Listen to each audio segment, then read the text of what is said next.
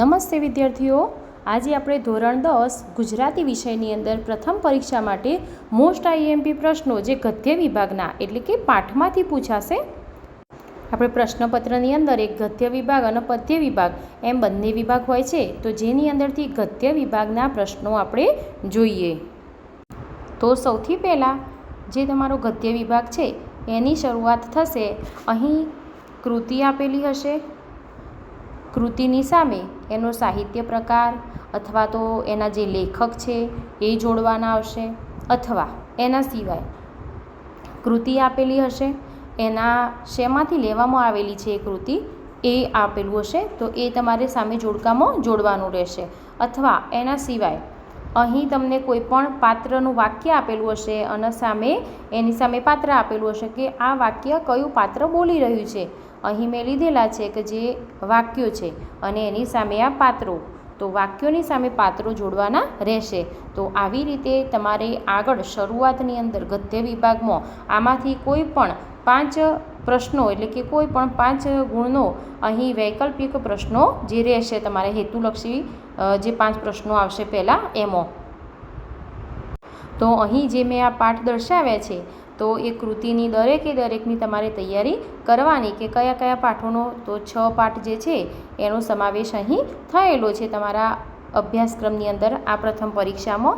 તો અહીં જુઓ કે રેસનો ઘોડો, વાયરલ ઇન્ફેક્શન, ડાંગ વનો અને એના પછી છે ભૂલી ગયા પછી, ચોપડાની ઇન્દ્રજાળ અને છત્રી. આટલા જે પાઠ છે તો એનો સમાવેશ તમારા અભ્યાસક્રમમાં છે આ પ્રથમ પરીક્ષાના.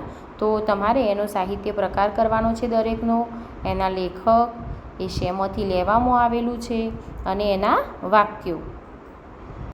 એના પછી રહેશે અહીં જે વિભાગ એની અંદર જે એક વાક્યના જવાબ આપવાના હોય છે.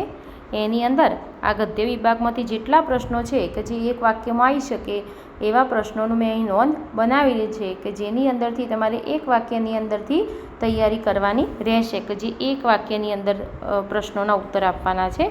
તો અહીં આ જે પ્રશ્નો છે તો એ પ્રશ્નો જે છે દરેક તો અહીં એની તૈયારી કરવી. એના પછી આવશે 2-3 વાક્યોના ઉત્તરો કે જેના ઉત્તર તમારે 2-3 વાક્યોમાં આપવાના રહેશે. તો એ સમગ્ર બધા જ પ્રશ્નોની નોંધ કે જે 2-3 વાક્યોમાં સમાવેશ થાય એ દરેક પ્રશ્ન કે જે પાઠોની અંદરથી એટલે કે ગદ્ય વિભાગમાંથી છે તો એ દરેકની નોંધ અહીં મેં બનાવેલી છે કે જેની અંદરથી 2-3 વાક્યના પ્રશ્નો તમારે આવશે પરીક્ષામાં.